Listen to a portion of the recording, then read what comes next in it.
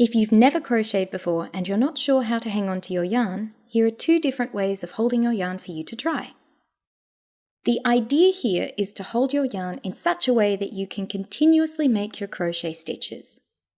This first method is the one I use most often.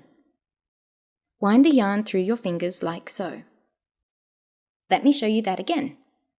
It's a simple over, under pattern. Raise your index finger up a little, and if you need to, gently squeeze your other fingers together to apply some tension to the yarn. Now start crocheting. There's an extra trick you might like to know when holding your yarn this way. This is useful when using really slippery yarn. We start by winding the yarn over, under your fingers the same way we did before. This time, wrap the end of the yarn once around your little finger. The loop around the little finger helps to more easily control slippery yarn from sliding too quickly through your fingers, and makes it easier to manage your yarn without having to constantly keep your fingers squeezed tightly together to maintain your tension. It's also a good trick to use if your pattern asks you to make certain stitches with a tighter tension. Let's try it one more time.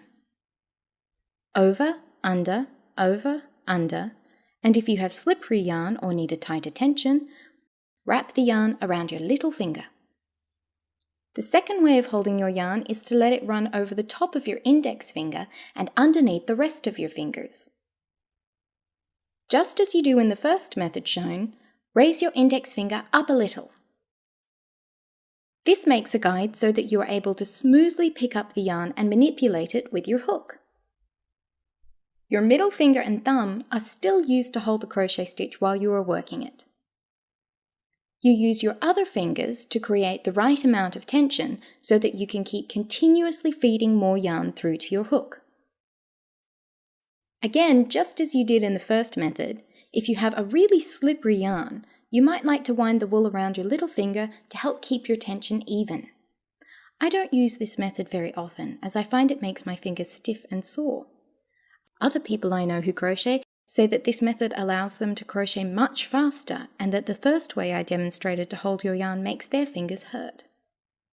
Remember, there are no right or wrong ways to hold your yarn. It's all about trial and error and finding out what works best for you.